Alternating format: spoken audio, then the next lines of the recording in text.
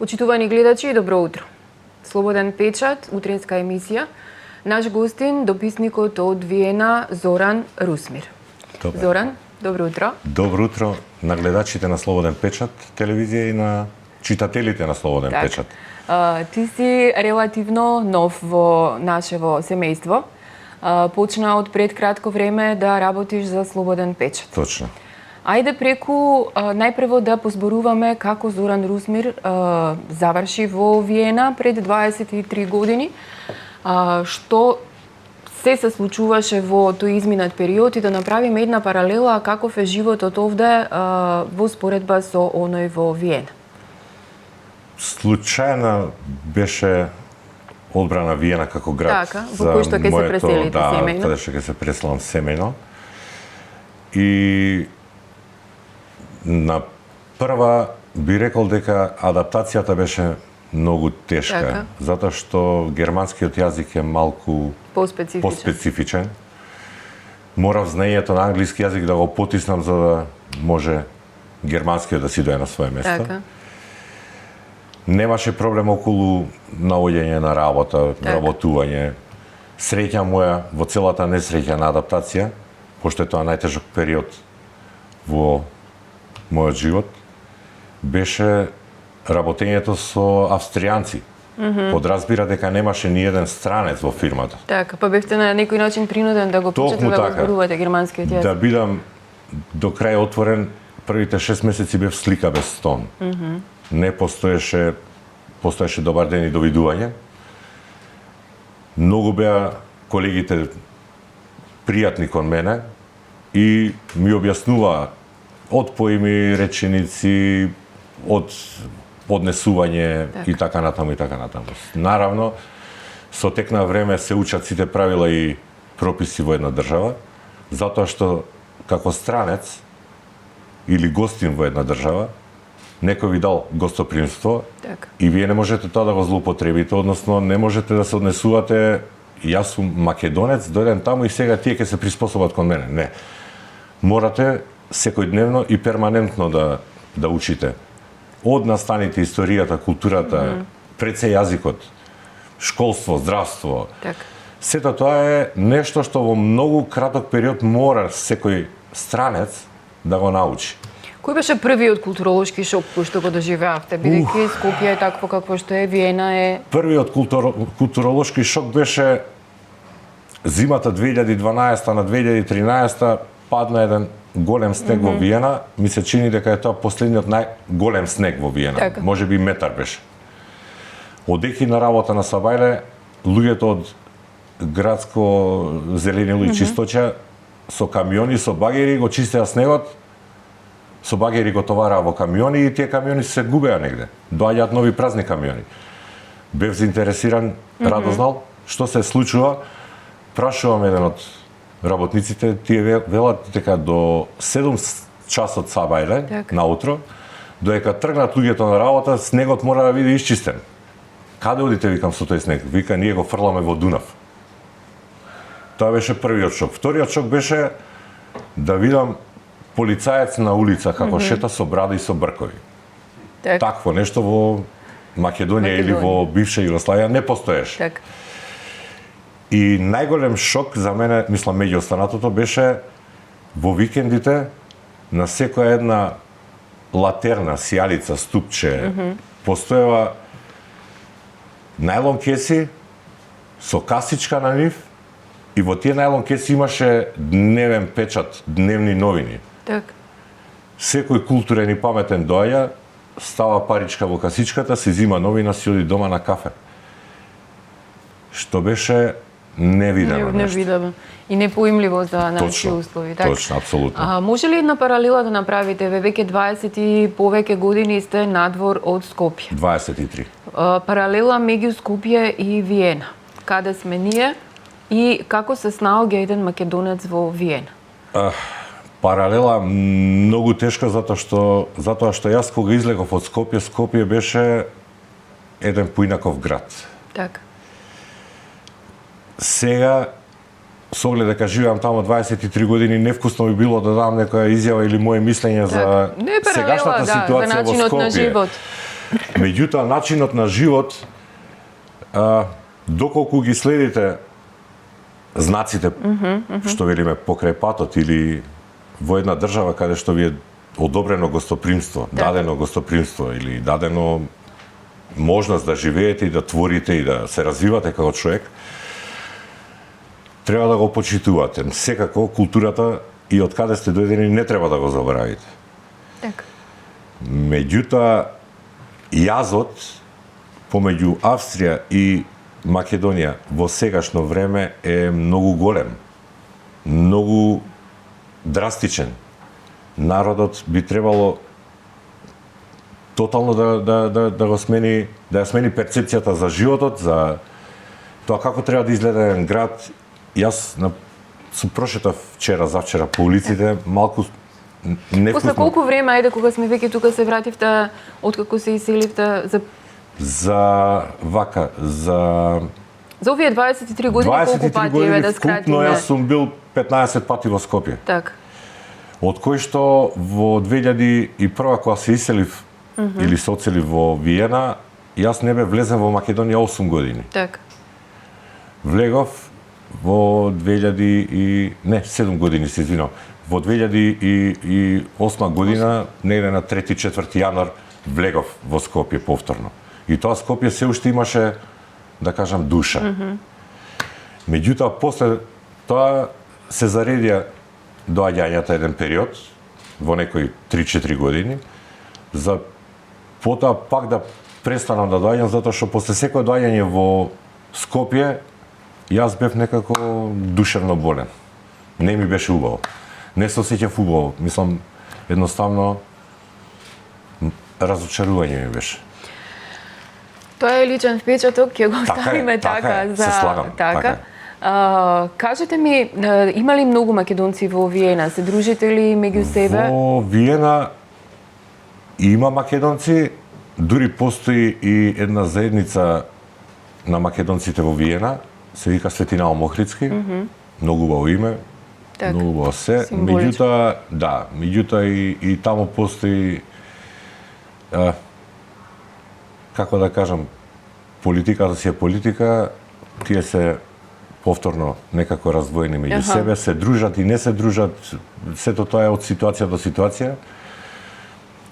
Во некое време имавме и некоја лига во мал фудбал, игравме фудбал и тамо, ни дозволуваа во една спортска сала да играме, во едно средно физкултурно училиште на Дунав, таа се два брода еден до друг споени, и тоа некако се растури, се разводни. Мислам дека нашата заедница во Виена, да не зборам пошироко, така, затоа што не би знаел. Таму живеете, да. Така е.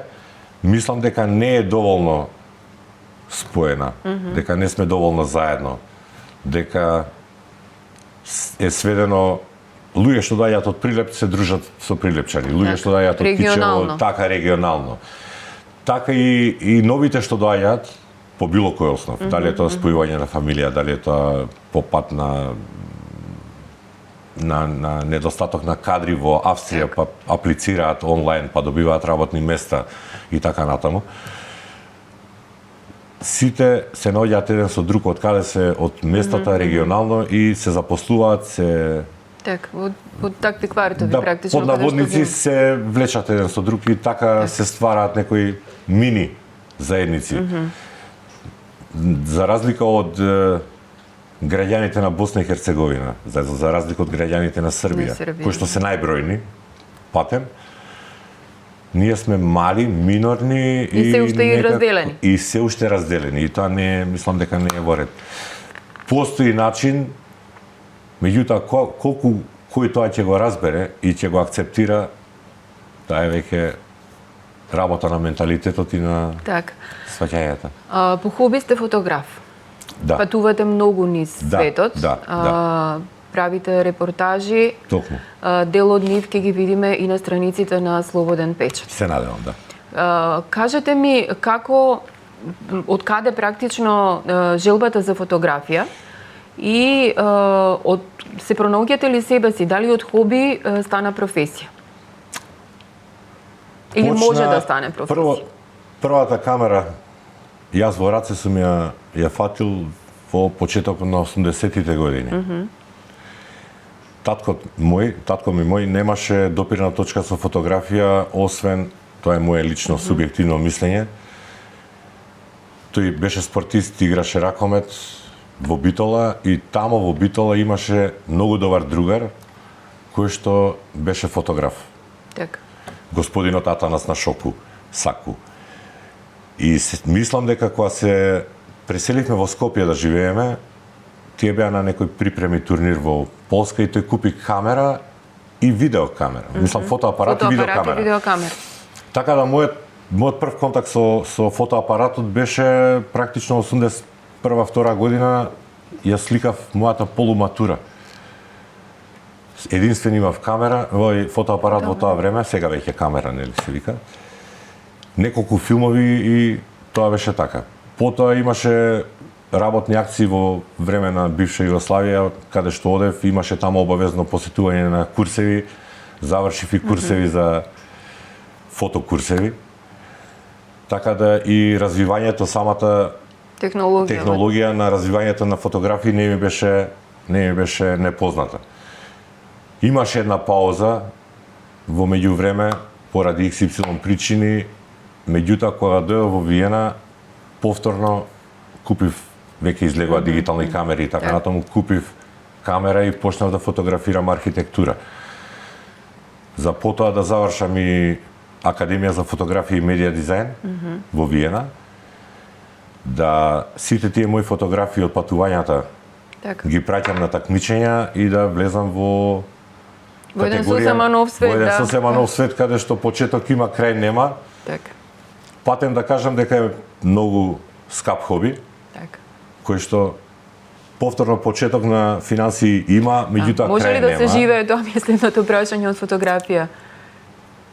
И да и не, зависи колку е карактерот на фотографот, мислам, агилен, да сака да се јавува, да нуди своји услуги и така натаму, затоа што сега постојат многу фотографи, постојат многу агенции, постојат многу продукции, постојат многу студија и сите тие имаат некој свој некаде.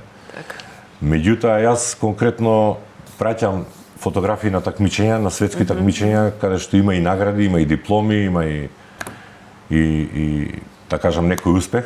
Не од многу одамна, од неодамна, да кажем, пред некој време. И задоволен сум. Немам проблем со тоа дали ќе успеам и ќе станам екстремно добар фотограф, зборам признат и познат.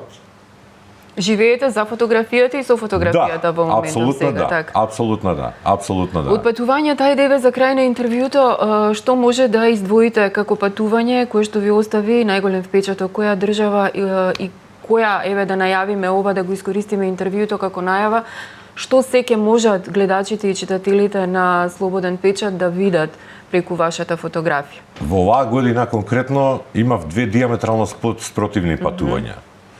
Едно патување од 21 во 19 век и едно патување од 21 во 22 век. Наиме се работи за патувањето во Мароко, кое што нажалост лани ни го откажа, а годинава повторно го реализиравме. Не сум видел луѓе кои што живеат со толку малку финансиски средства и толку малку им е потребно за да бидат среќни. Секако земјата е фасцинантна, со многу различни мотиви, од камени пустини до Сахара, до оази, снегови, планини над 2500-3000 метри, 4000 метри со снегови во мај месец. 4 годишни времења на така е, тоа се менува и толку да се полни со живот. За разлика, тоа бев во почетокот на мај, крајот на јуни поминавме 4 земји, тоа беа Литванија, Летонија, Естонија и Финска, и тука веќе влеговме во 22 век. Во овие 3 балтички земји нема веќе ни една точка од руско влијание. Сето тоа е наместено, Многу е убав светот. Сегде се шетаат млади луѓе со деца, парковите се полни со дечиња, се играат, се движат. Ајде да кажеме цените се потполно на земја, не е тоа ништо екстра. Додека кога го поминавме Балтичкиот канал во Финска, тоа веќе беше хајтек. Јас имав впечаток дека тамо 80% од возилата се на струја и на обновливи извори. Да. Во хотелот каде што бевме имаше една господја или две кои што ги средуваа собите и чистеа. Од рецепцијата беше дигитална до се понатаму. Градот Хелсинки во сабота недела е апсолутно празен. Јас мислев дека сум дошол во град на духови. Меѓутоа после дознавме дека Хелсинки има и архипелаг од скоро 300 острови, каде што сите тие жители на Хелсинки одат на островите. Так. Тоа беше фасцинантно исто. Секој остров имаше мали хотелчиња, мали куќички, сите имаат чамци, сите имаат кајаци, сето тоа се вожњи со точеци, со електроскутери. Да сумираме, работат 5 дена за да уживаат 2 дена пред. Апсолутно, апсолутно. Дури се, мислам, јас во Виена на само споредбено, железничката станица во Хелсинки во сабот и во недела нема жив човек. Нема 50 луѓе да видите на улица или пред железничката станица, каде што нормално има доаѓаат возови, одат возови, странци, туристи и така натаму. За сметка на тоа во Виена е како на демонстрација на митинг. Мислам, стварно хаос. И тоа е навистина фасцинантно. Како се опуштени, како сето тоа го живеат, како сето тоа им е една нормална еден нормален тек дневен. Секако цените се Да, не споредливи. Не, мислам тоа беше страшно. Ова во зборови ќе го видат гледачите во слики. Токму така. Во наредниот период, значи преточено Токму во така. репортажи, да не откриваме се сега. Не е почитувани гледачи, ова беше Зоран Русмир, дописникот на Слободен печат од Виена. Вие останете со програмата на Слободен печат, секако очекувајте ги репортажите наскоро и очекувајте го издавањето на нашиот весник. Ви благодарам за вниманието. Благодарам.